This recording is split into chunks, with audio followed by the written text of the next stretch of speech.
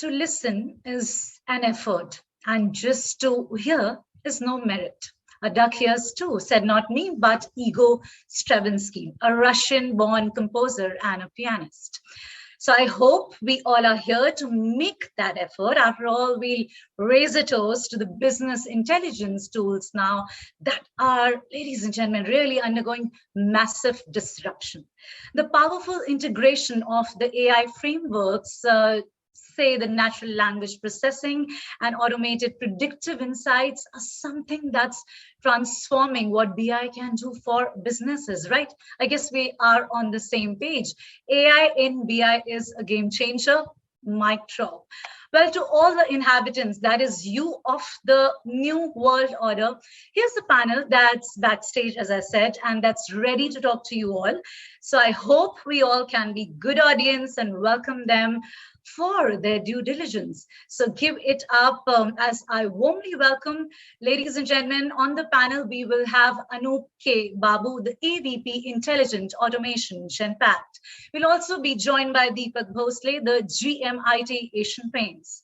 Pankaj Mittal, the Senior VP Business Intelligence Unit from Axis Bank, would also be roped in. Rajesh Ramachandran, the Global Chief Digital Officer and MD, ABB, is also just here. Let's also welcome Mr. Siddhesh Naik, the Business Unit Executive, Automation and Data and AI from IBM India and South Asia.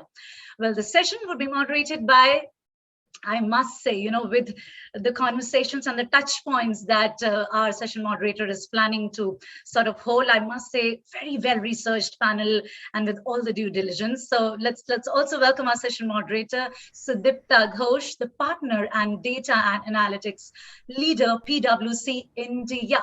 And Sudipta, before I hand it over to you, I would also like to ask, I hope all of you, my panel, and you are well fed with the lunch and with some good energies. I guess we're all good to go. Over to you. No, thank you very much, Shikha, and we'll promise you a very energetic and insightful driven conversation. So as you know that this is a very important and a very germane topic, what we are talking about today. It is AI powered business intelligence. Now, let me also give you a bit of a background of why this topic has become very important. In my opinion, there are two reasons. One is that we have all realized that business intelligence is not only about only producing reports and dashboards. It's all about taking decisions. So how do you actually move to a point that you have seen some information and it has propelled you to take an action? Whether that action is because you have got an insight, or whether that action is because there is an algorithm which is telling you to take a specific action, is just a matter of detail. But in both instances, you need that insights, you need that ability to close the loop. And once you have taken a decision, you can then evaluate whether the decision has given you the right results or not. And this could be a closed loop feedback cycle, as I call it. So that is the first thing, that you are not just looking at data for the sake of data. You need to do something with the data. That is one. The second thing is that we have seen an information overload of the data. You have so many reports, so many KPIs, so many dashboards.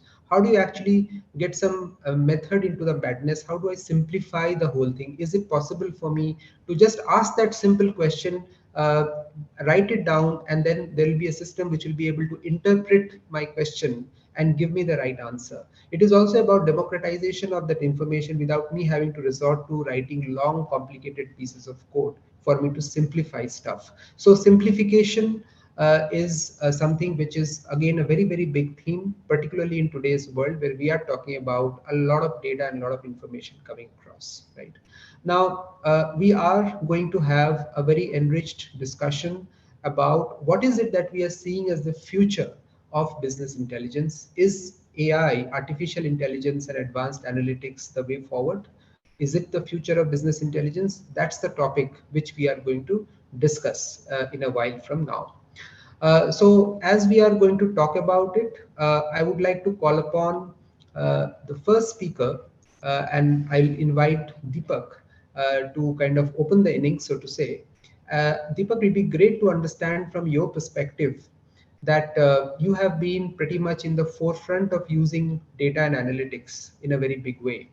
And it'll be great to understand from your experience what has been the drivers, what has been the benefits, and what has been the learnings in this journey for all of us. So over to you, Deepak. Thank you, Sudipta, for allowing me to be Rohit Sharma. And I hope the next few minutes will be value adding for all our viewers. Um, Asian Paints has always been on the cutting edge of technology, and I've been very fortunate enough to be part of this transformation right through my career. I remember way back in the early 2000, late 90s, we had implemented some of the most advanced forecasting algorithms to predict sales. And since then, we've been really improving our accuracies. And that's one reason probably why we've been market leaders for more than half a decade now. But I would like to say that our journey on analytics really began in 2011, wherein we invested in the BI tools. But before that, we were very clear on a vision, which we said that we had to look at insights from data and follow it with an action. And in 2011, we went about creating some sort of a KPI handbook where we understood all roles, the type of KPIs they operated, what is the type of information one needs to make a better decision in that KPI, and sort of created the entire KPI grunt, as we used to call it. So basis that, we went about getting information from different sources within the organization and really fulfilled the need of data across key roles, key profiles across the organization. And that really set us rolling. And being early, that really upped the maturity for us and helped us to do more advanced things as we went ahead. It's only during the last 5 years when we started realizing that while we have been doing most of it on the descriptive space and largely analyzing on what's happened, the world of predictive analytics was emerging. And that's where technologies like AI, ML began to first show themselves up. And as we then we said we need to study this trend and really start looking if we can do some early pilots in this zone. However, we really did not know where to start, and that's when we said, can we do one thing? Can we run a program called an insight-driven organization? As a part of that program, I did evangelize with the other CXOs in the organization and tried to tell them what AI and ML was doing in the rest part of the world. And we need to be doing something about it. There were quite a few who liked the idea and said, okay, they were ready to partner with information technology and try a few things at that point. And some of the trends which were supporting us then were the fact that the algorithms were getting a little more viable. Cloud was a big driver for us because we could take a humongous amount of data and try some of these complex algorithms. There was some skilling was then still an issue. So we aligned with a few partners who could help us. But what was more important was to get the leadership excited about being a part of this insight-driven journey. And we found our first anchor in the manufacturing side, and that was an area which was good for us because it had a lot of data. So what we did is, because Asian Paints has some of the most advanced or sophisticated paint plants in the world, and that's driven by a lot of technology, which means there's a lot of data in the form of sensors, the DCSs, MESs, SAP. So we bought all of that and made a digital twin out of it, and we were able to run quite a few scenarios which helped us predict the outcomes.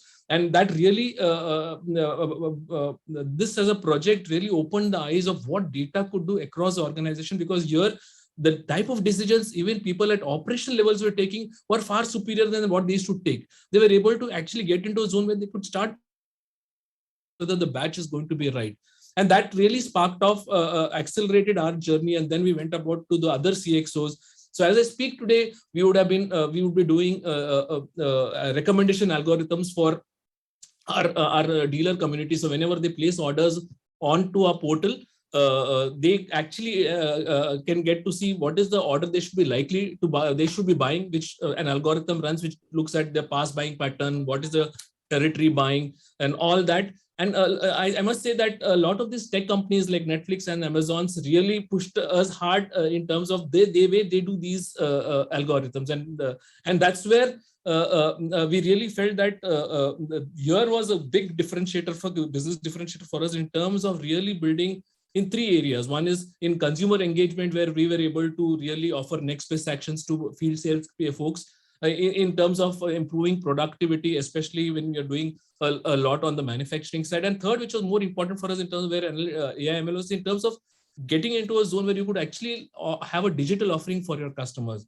And all this, and from then on, what really changed for us was in terms of how do you make your processes data native. So whenever we constructed a process, we said, what are the data points you want to pick in that process so that you make, and this process can probably offer great potential for insights, which will help you improve the process or probably launch a new offering for you in that space. And we were at that time, at least a couple of years back, we were in the zone of launching newer services. Like we launched Beautiful Homes, which moves away from just being a paint service. Now we are offering to our customers an entire homes decor service, which means we'll give you the designs for your home and also execute it by getting the entire ecosystem of carpenters, plumbers, electricians, and give you a beautiful home. Now this is a very is a business which is very digitally driven, which needs a lot of data to really make great decisions for the customer. And I think that is what data, this entire journey is teaching us. So as for me, the learnings are, if I have to put them in three buckets, get the leadership energized. Second, my own learning is that data is there. A lot of people complain it is not. Data is already there. It's just that you need to look at how you can generate value out of it and create a proposition out of it.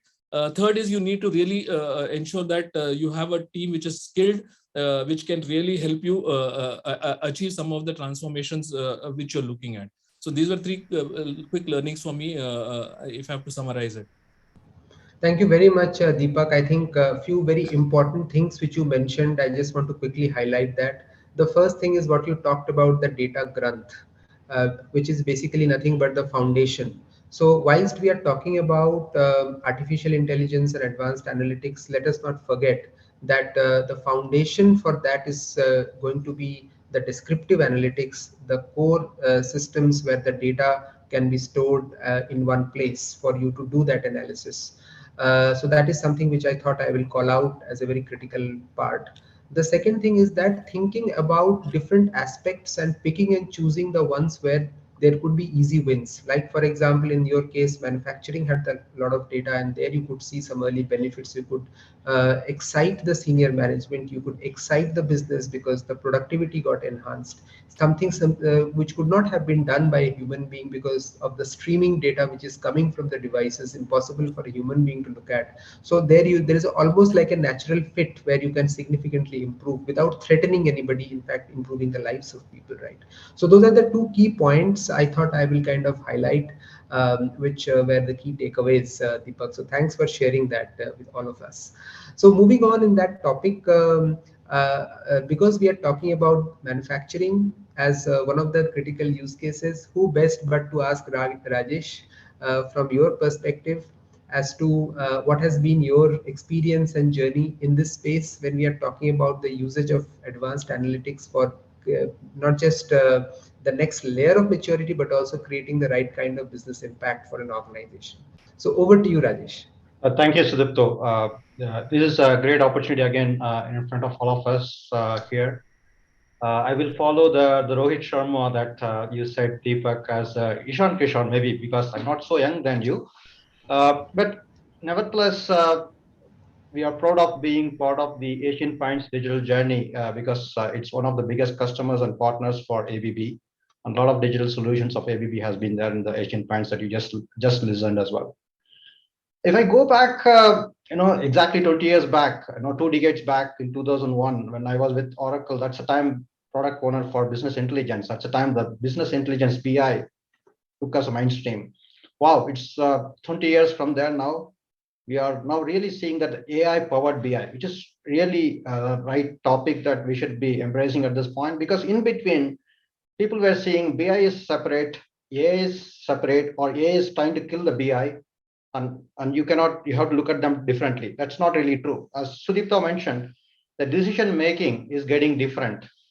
So the BI is becoming a lot more meaningful with the AI embedded in it, or AI powered. And I see as 4 dimensions which are trying to make this happen, and the necessity for making this happen. One is the data itself. right? We are talking about now the big data, which is the 4 V's, right? The volume, velocity, veracity, and variety of the data, which is needed today for making the decisions. The data can be generated inside the organizations or outside the organization or the ecosystem, or you can buy the data which is needed for us to make our business competitive. In the industry context, in the manufacturing context, it is also about going and breaking the landscape that used to be typically seen as two different landscape of IT landscape and the OT landscape. The operational landscape in the manufacturing plant and the IT landscape typically being in the data centers on the cloud. So the OT, IT, and engineering integration, we call as OT, IT integration. That's clearly one lever that is necessitating that the data is big. So obviously the traditional BI tools are not going to help us for making the decision making. You need to use AI. The second element is all about the speed and real-time data decision making needed, which is also needing us to leverage the domain knowledge, which is the second part, which is extremely important for making the decisions. What AI is helping is to shorten the cycle of how do you capture the domain knowledge into the system.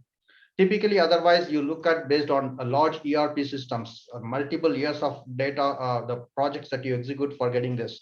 Whereas today, using the AI as a technology, you are able to bring a lot more data discovery, a lot more in terms of data-driven intelligence, data-driven predictive analytics can be driven to embed also the domain knowledge. We call this as industrial AI in AVP, which is marrying the domain knowledge and the AI together, marrying the physics-based model as well as data-driven models together and make it work for pretty complex scenarios. And the third element is about the IoT, which is becoming the pioneer for industries to adopt the AI, because you today, more than 73% of the data in the industry context is not being used. And if we unlock this value of the data through the IoT and OT-IT integration, and if you bring the AI, and we see that 40% of the productivity can be improved. This has been proven again and again by implementation projects. And last but not least is that how do you scale the AI as well as how do you make it explainable in terms of using it for decision making? I think these 4 areas of how do we leverage the value of the data, which is not used earlier? How do we marry the domain and AI together to make it as an industrial AI? How do we look at capturing the more relevant data in the manufacturing world by means of IoT and of course marrying that with the cloud capabilities for executing from the edge to the cloud? And of course then looking at how do I make this AI, power of AI for predictions as well as optimization consumable by explainable AI. This 4 is getting mainstream in last 3 years. I'm certainly be happy to share some of our learnings in the next round. Thank you. Perfect. No, I think that's great, Rajesh. And what I particularly liked about what you said is the fact that how do you bring in and capture the domain knowledge in an organization in a faster way, and the ability to marry the engineering and physics-based insights to the data-based insights and bringing them together is something which I think would be a holy grail for every organization, at least the ones who are operating in the manufacturing domain or there are manufacturing use cases. So thank you very much for sharing that, and that throws in a new dimension that I'm institutionalizing the knowledge in a way in an organization, and using these techniques we can do that. Explainability, we will touch upon it because this is something which is very, very critical, specifically in the context of AI. So when we are talking about industrial AI and explainability, let me bring in Anup. Anup, from your experience of having worked in one of the most prestigious organizations, and that too from a diverse set of industries, which GE operates right now, and the fact that there has been a number of such innovations which has been done. Would be great to hear from you your perspective on this subject and share your learnings and experience. So over to you, Anup. Sure. Thanks, Sudipta. So yeah, I'm part of Genpact. Which, as some of you may know, Genpact runs operations for some of the largest corporations on this planet. Being part of Genpact Digital, the exciting part of my job is to work on digital interventions that bring transformative change, be it AI, automation, analytics. More focus on automation for me now, but everything's getting overlapped. There's a lot of sync. But I wanted to start off just quoting an example from a book that has had a lot of impact on me. It's called The Atomic Habits by James Clear. How tiny changes bring about remarkable results, right? And it's so relevant to digital transformation initiatives, especially when AI is involved. So give you a small example then start off with. So imagine that you're sitting in a room, you have an ice cube sitting sitting on the table right in front of you. The room is cold, and ever slowly the room starts to heat up. 26 degrees, 27 degrees, 28, nothing happens. 31, 32, ice begins to melt, right? So unlocks huge change. So basically, breakthrough moments are often results of your previous actions, and that's very relevant to AI because there's a value of disappointment that people go through, and that's where there's always thing, how do you be realistic about AI? Because ultimately it's about good maths and coding, right? AI bottom line.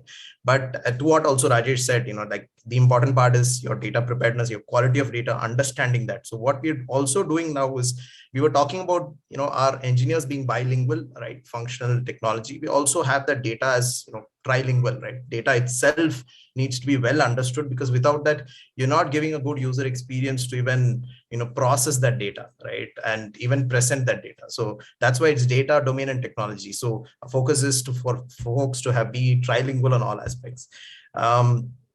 And to quote a few examples, we work with a lot of spaces: supply chain, finance and accounting. So finance and accounting specifically investigate and act. So we've seen traditional Power BI dashboards, they are like, so you mentioned earlier on, traditional dashboards, give very good visualization charts. But what is it there to act? Our operations folks have been always saying, I need to go to some other system and act. So that's where, we've had a choice of platform that the customer had, Microsoft Power Platform. But of course, we work with whatever platform, product agnostic. We work with platforms, use that strength. So Power Platforms had a very good integration that we could build in Power Apps. We had Power Automate to transport these decisions and Power BI to visualize. So that's when all these three come together.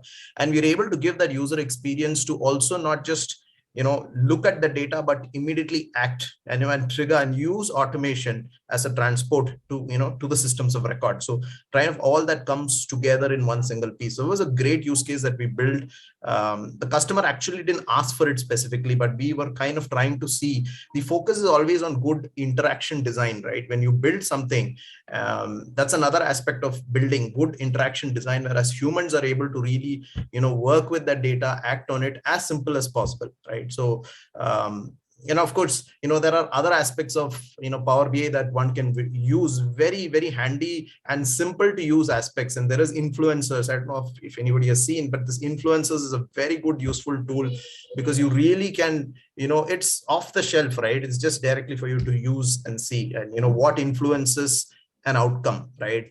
For example, this client wanted to know, what are, which key contracts were loss making and why do they happen? And, what are the variables in the contract that, resulted in a loss making contract bottom line, right? So we were able to really segregate, the good and the bad. Sometimes, some customers come and say, what's good for my business and what's bad for my business, right? How do I see it, right? So, looking from that aspect, and we've also used a lot of it to our own delivery excellence itself, right? Putting the right band mix, understanding which projects fail for whatever reasons, right? Variables in the contract. We've probably not done our contract right. Keeping that data and, segregating that. I think simplistic, use the tools what we have. That's what we say to our teams as well. Don't, just use what you have, amplify the strength of that product. And, you will have some weakness of every product, right? But the focus is to amplify the strengths of whatever you have. Right. And we also see, the word augmented intelligence, artificial intelligence. We kind of tend to stick to the word augmented because you're actually, giving more and increasing the value of your existing, your task force rather than the word artificial. So that has also resonated well with our customers, that we also call, automation, not just to replace workers, but to really enhance. That's why the word augmented is kind of, coming more to a limelight now. So that's, I just wanted to call out a few things on that, but ultimately, I think we embrace the transition, not the outcome, right? We must change our mindset from, asking what we can automate, even getting the AI out of your insights, why we need it in the first place, right? Not just the outcome of, doing something. It's that, embracing the transition. right? Just like how ATMs changed the way we all did banking, and now it's a normal. So keeping that optimistic view, and that's where we're able to have very meaningful conversations with our clients as well, about any digital transformation. So that's it from me. Thank you. Over to you. Great. No, I think this is fantastic, Anu, fantastic, because I think a few key takeaways which I would like to just highlight. One is that it is not always that you will continue to get the aha moments that easily. You'll have to continue to strive towards it, and then with every incremental change, you are reaching to a point where there could be a tipping point, and you can see a big breakthrough coming in. Yeah. So I think that is very critical and important for us to be patient, both as practitioners as well as users. To remain patient and see the small progress, and then we know that it is going to lead to something which is going to be a little more dramatic in the future. That is something which is very critical, which is why it is important to show those incremental benefits as we go along. Right. The other aspect is the understanding of data, technology, and the functional knowledge. All three together is going to be very critical. But the last and not the least is the user interaction is going to be extremely critical going forward, because as we are competing for time on everything, this also will require that competition, and we need to be at the top of the game for people to actually feel attracted towards using it. So thank you very much, Anup. I think very, very insightful comments from you in terms of what exciting stuff you're doing. And since we are talking about a lot of consumer, we are talking about getting them drawn into the whole process. I mean, who else but Pankaj? The way the entire industry has completely transformed. People do not go to the bank anymore. The bank has reached to the doorsteps of people's house, and one of the big levers for that is analytics and the intelligence which people have at their doorsteps, at the fingertips rather. So would be great to understand, from you, Pankaj, in terms of your experience. And what you are seeing, both from an industry as well as from an organization perspective. So over to you, Pankaj.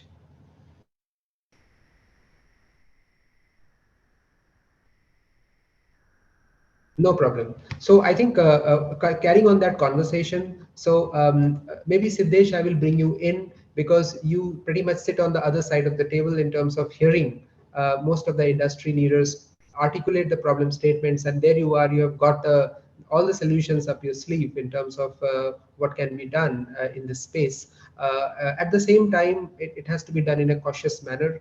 So will be great to hear from you, Siddhesh, your insights and thought process in this entire journey, which you have seen in many organizations.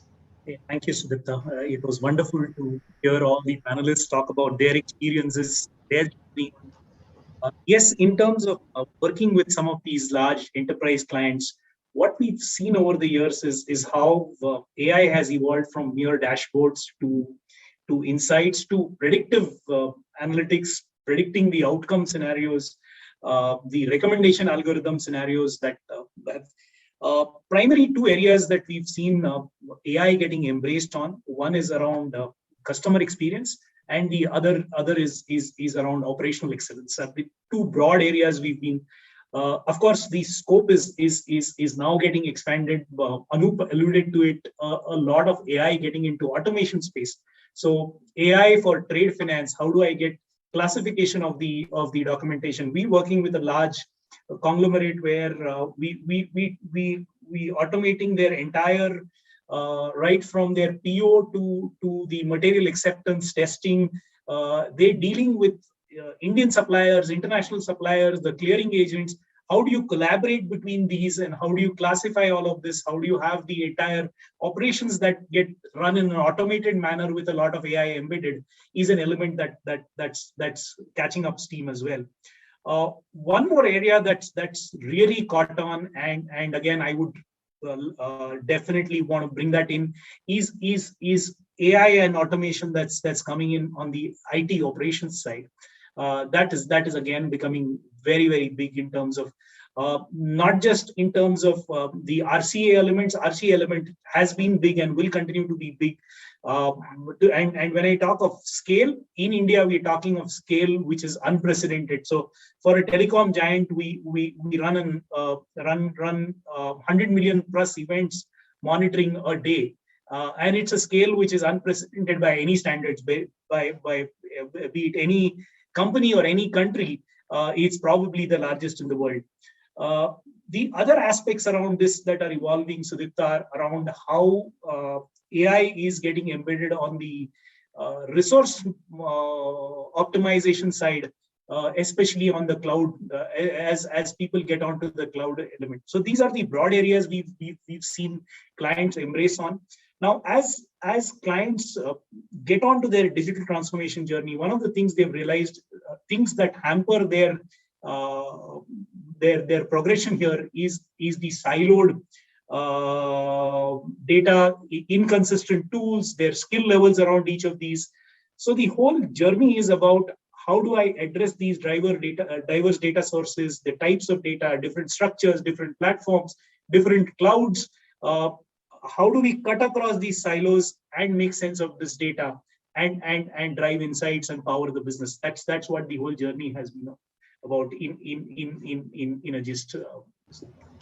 No, wonderful, and thanks very much, Siddhesh, because we are seeing an unprecedented amount of innovation, both from the perspective of how we are applying these technologies in different use cases, but also in terms of what kind of algorithms are now being used today, which is so very different from what we used to use in the past, and even the entire hardware and the enablement platform has also significantly changed, which has resulted in more democratization of these applications across multiple organizations and within the same organization across all kinds of user bases.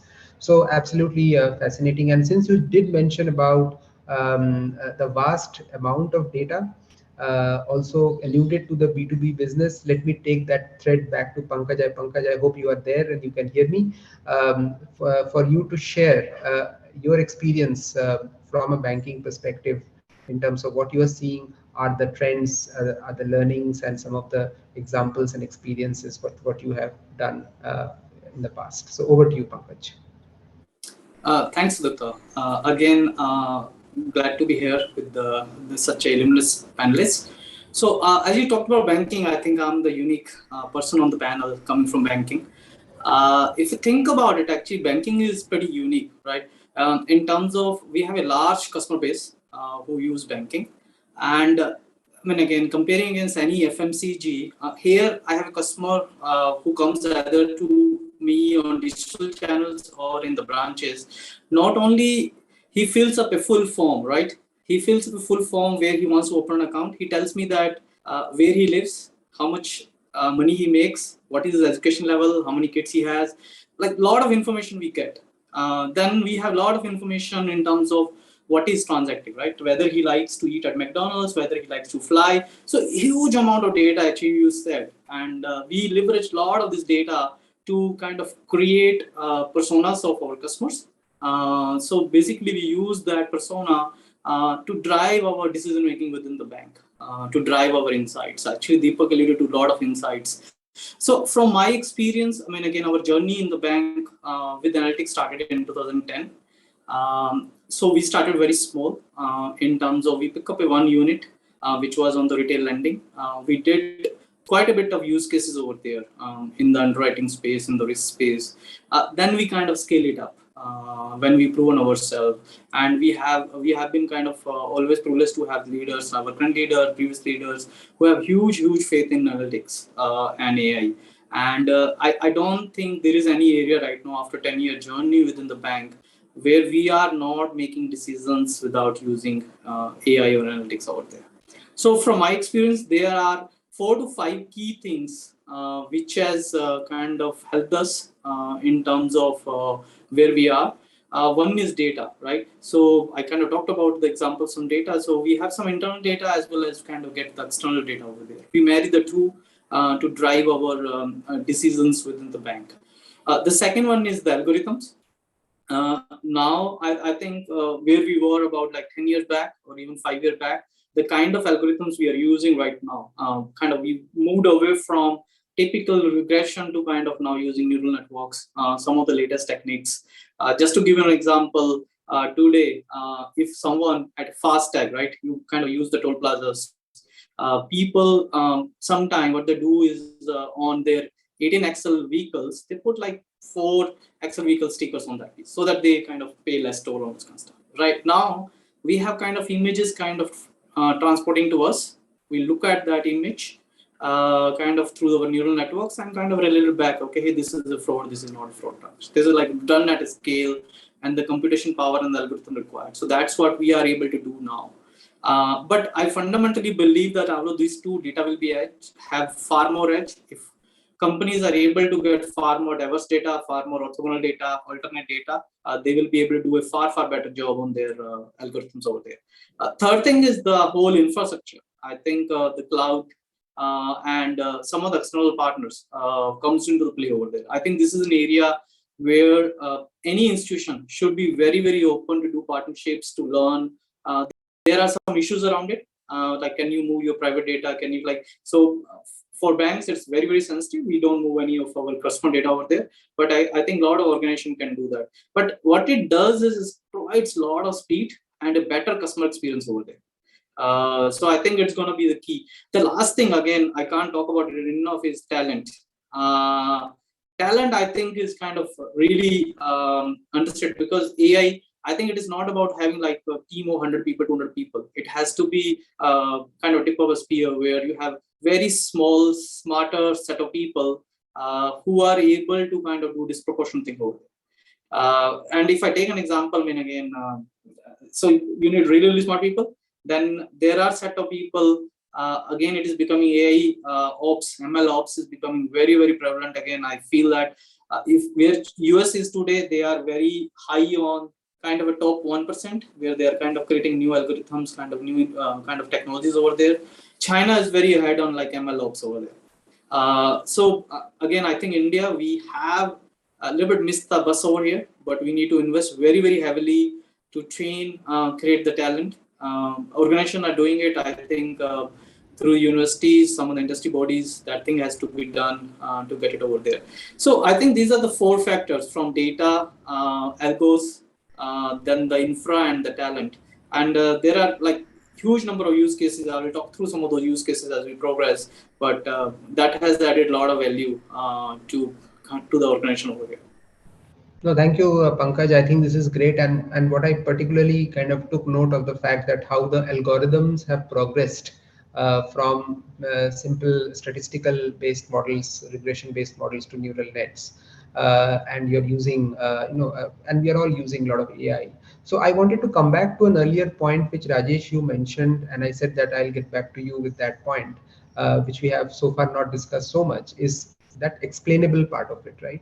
So just wanted to get some perspective, because as we are moving in more for accuracy, or we are trying to handle huge volumes of data, or we are trying to look for more accurate predictions, there will be a tendency for us to move away from simple mathematical models to a neural net based models. Now, all the time, the challenge is always there, that once you have built a model, who can explain how the model works, and how do you even understand what it does? So Rajesh, since you mentioned this point earlier, I thought I'll just, if you can take a couple of minutes, we have a couple of minutes now to just talk about it from your perspective.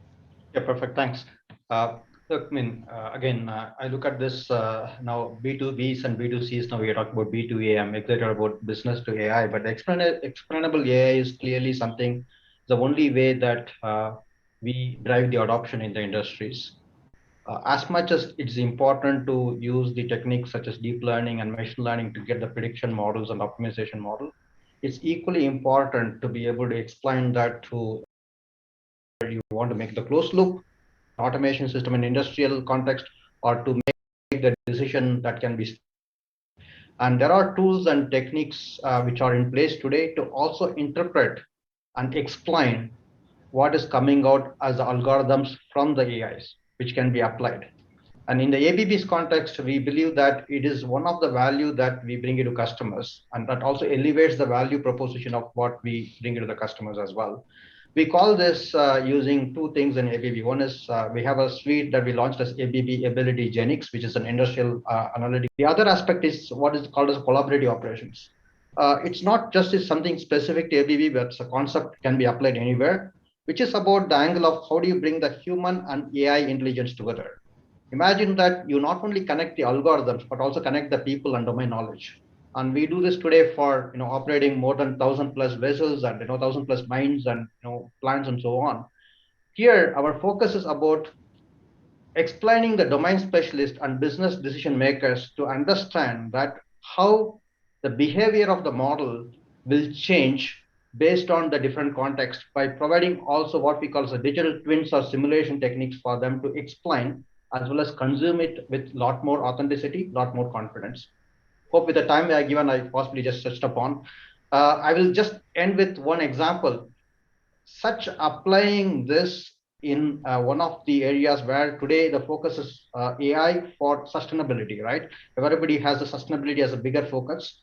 One of the areas where we were able to apply this explainability of the AI and optimization in the energy optimization of a big large data center, wherein 10% energy reduction of the cooling system can be achieved by means of not changing the whole engineering or the capex instrumentation of the whole data center, but just to explain that how you can manipulate your set points for your precision cooling systems using AI. This is possibly a perfect example where you could use the prediction models and optimization of AI, explain it so that it becomes an extended automation. We call that as extended automations towards autonomous operations. That something can be definitely achieved by mitigating the risk, but getting the value of the explainable AI. No, thank you very much, Rajesh, for that insightful comment. And I know this is such an important topic that we can go on forever, or at least for some more time, but I think we are done. I have been reminded to kind of wrap it up. So thank you very much. It's an absolute pleasure to be with you, and thank you for the opportunity for kind of coming over and sharing our thoughts. So thank you very much. Over to you, Shikha. Well, Deepak, you started saying that you were the opener. So I think you made a great opener. In fact, all the batsmen, I would say, fared very well. The top, bottom, and the middle order. So, Sudipta, thank you very much for holding those men together with the energetic discussion as claimed and fared very well around AI-powered business intelligence. And for sure, you all were very well fed. Thank you for feeding us well with all those, with all that expertise on the screen. Thank you very, very much. Well, the data fabric, yes, the right information, the right people, and how it's layered in the hybrid architecture that emerges to support the mission critical applications of all the sorts. Well, typically, this is how the future of analytics look like. And I guess we get a good understanding from the panel that we just witnessed the discussion. So, all right, ladies and gentlemen, on that note, I would like to say that be it anything, security and safety is paramount. We will be right back with an aspect that's uncompromising, which is mitigating the cyber threats. So I'm assuming and I'm hoping that you won't go anywhere except just climbing up on the leaderboard. We'll have a check on the tweets. We'll have a check as to what are the impressions we're getting on the platform. But please feel free to engage with all the elements and gain all those points, feedback, engagement zone, the digital certificates, everything else, all sorted for all of you. We'll just be right back. Stay tuned.